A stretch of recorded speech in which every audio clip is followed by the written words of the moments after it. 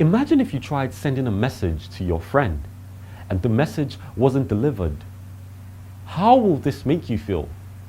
Unhappy, I guess. Computer networking is very important, but it can be used for more than just chatting with a friend. And there are also different types of networking.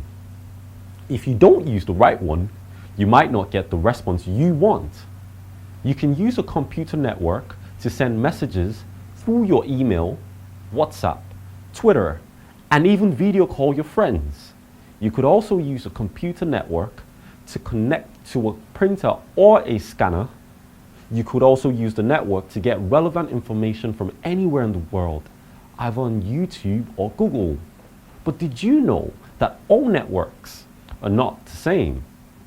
Yeah, we have the local area network, which is LAN. Only people who stay together in the building can use this local area network.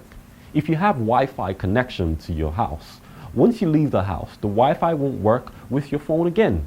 Why? Because it can only work within a specific location. We also have wide area network. A good example of a wide area network is the mobile network on your phone. You don't lose network when you leave your house because whatever network you are using can cover a wide area. In conclusion, you must pick the most important network for your computer device. Using the wrong one without understanding its functions can slow down your work. I'm sure you've learned something today. Thank you for your time. See you in the next class. Bye.